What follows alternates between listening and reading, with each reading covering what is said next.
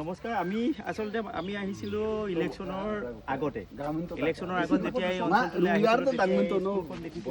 ওপৰৰ টিংপাত এৰি আছিল আৰু ইয়াত ল'ৰা ছোৱালী যেতিয়া বৰষুণ দিয়ে পঢ়িব নোৱাৰিছিল এইটো বৰ্ষা বালিচাপৰি প্ৰাথমিক বিদ্যালয় খনাচাপৰিত আছে এই বৰ্ষা বালিচাপৰি প্ৰাথমিক বিদ্যালয়খন আমাৰ এই জনজাতীয় অধ্যুষিত এই অঞ্চলটোৰ একমাত্ৰ এই খনাচাপৰিৰ যিসকল সৰু সৰু ল'ৰা মানে শিশুৰ ভৱিষ্যত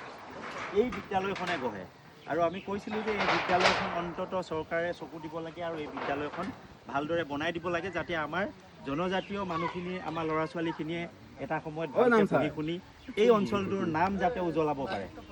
এই কথাখিনি কৈছিলোঁ আৰু আমি এতিয়া আহি দেখিছোঁ যে ধন্যবাদ দিব লাগিব যিটো বেয়া কামৰ আমি গৰিহণা দিওঁ আৰু ভাল কামৰ ধন্যবাদ দিওঁ গতিকে আমি MSC আমাৰ যিটো স্থানীয় প্ৰশাসন আছে আমাৰ মিচিং অট'নমাছ কাউন্সিল MSCক আমি নিশ্চিতভাৱে ধন্যবাদ দিব লাগিব কাৰণ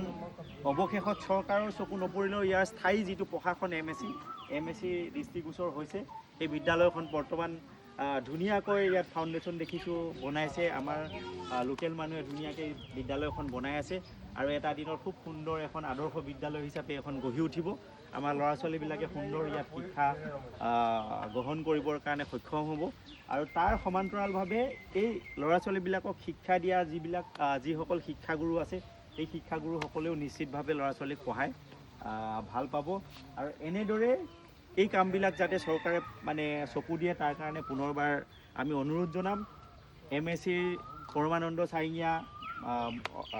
চিফ এক্সিকিউটিভ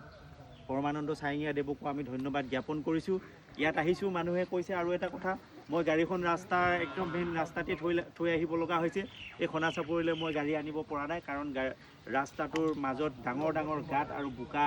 সৃষ্টি হৈছে গতিকে ইয়াত খোজকাঢ়ি অহাৰ বাহিৰে সৰু গাড়ী অহাৰ ইয়াৰ উপায় নাই গতিকে এই ৰাস্তাটো যাতে অতি সোনকালে ইয়াত বনাই দিয়ে আৰু তেওঁলোকে মোক কৈছে যে মই স্থানীয় বিধায়কৰ লগত কথা বতৰা পাতি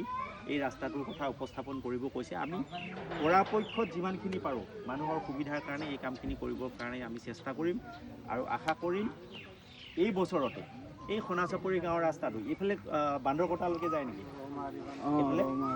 ৰৌমাৰী বান্দৰকটা তাৰপিছত আৰু কি গাঁও আছে এইফালে আৰু মই ছাৰৰ কথাটো আগবাঢ়ি কৈছোঁ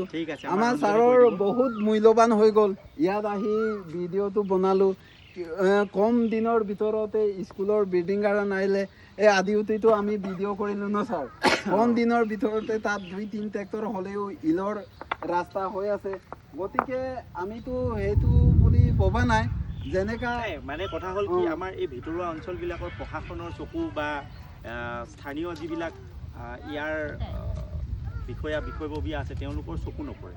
গতিকে এইবিলাক আমি দৃষ্টিগোচৰ কৰাটো আজিকালি ছ'চিয়েল মিডিয়াৰ যুগ খুব ভাল হৈছে দৃষ্টিগোচৰ কৰাটো ভাল গতিকে দৃষ্টিগোচৰ কৰিলে নিশ্চিতভাৱে প্ৰশাসনৰ চকুত পৰিব বা আজি MSC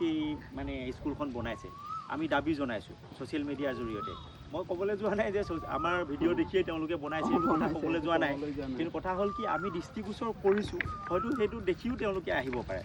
ধুনীয়াকৈ আজি ভাল লাগিছে ইয়াত আহি মানে মন ভাল লাগিছে আৰু সেই আপাহতে মই পৰমানন্দ চাৰিঙীয়া তেওঁ এজন সংগ্ৰামী ব্যক্তি এই মিচিং জনগোষ্ঠীটোৰে মানে এজন মানে সংগ্ৰামী নেতা আছিল এটা সময়ত আমাৰ মানে অগ্ৰজ আছিল তেওঁলোকে গতিকে তেওঁলোকে নিশ্চিতভাৱে এই কামবোৰ কৰিব আজি এই কাম আজি ছাৰৰ কাৰণে কিমান মানুহ আহিছে ইফালে বৈ আছে বহুত বৰ্তি এইটো বান্দৰকটাৰ পাইছে এইটো গাঁৱৰ এজন সন্মানীয় আমাৰ দল সংগঠনৰ জ্যেষ্ঠ